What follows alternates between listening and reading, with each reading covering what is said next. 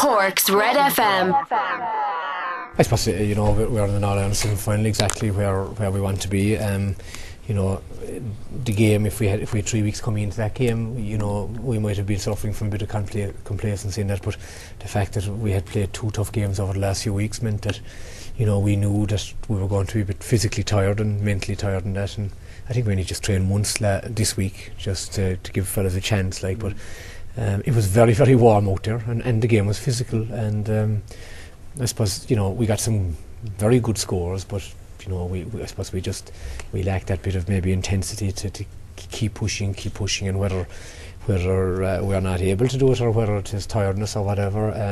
I suppose we'll take a few days off now and have a look at that maybe towards the weekend.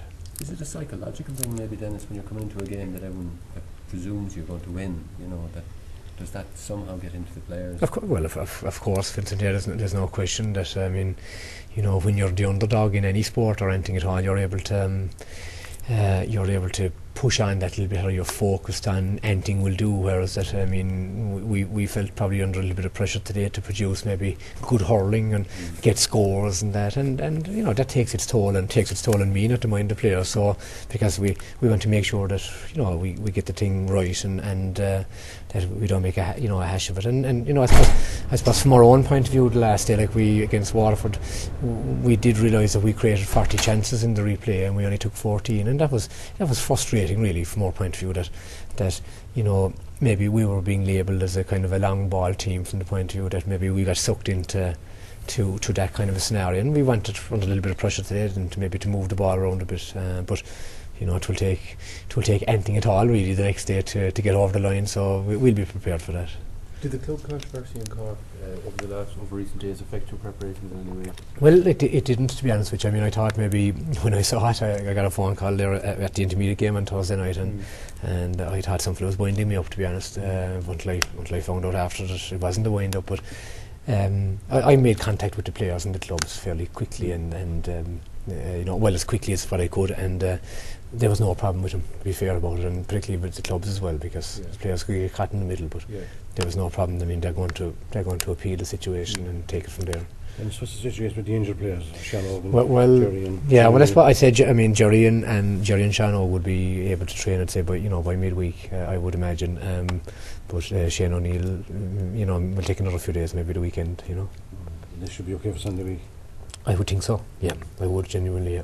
I suppose if we can, the way we move the ball at times and got some fine scores, but we need to literally do that consistently, rather than just doing it every couple of minutes or whatever. And that would be the key thing, to try and get that consistency into our play.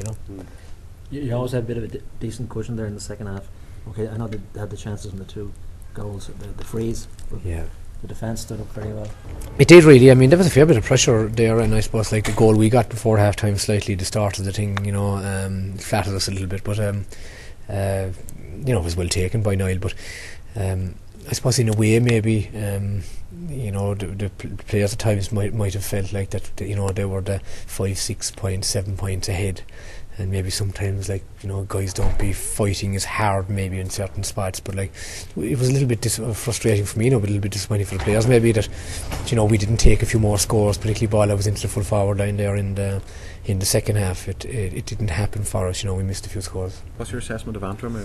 Well, I was in the dressing room a while ago, and I said to him that at no time during the course of the game, right to the bitter end, did I relax, from the point of view that they kept playing, they kept going at us, and they kept moving the ball with a structure, and right to the end, and they kind of left the scoreboard look after itself really, and they scored 19 points and well deserved it, and were probably unlucky that they didn't get a few more.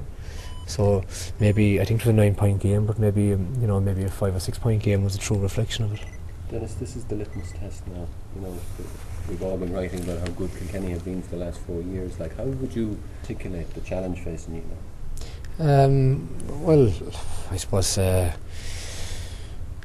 it's a huge challenge. It's a once-off as far as we are concerned. I've just said to the lads, this is where we want to be. Cork and Kilkenny goes back as long as the GA is going, and the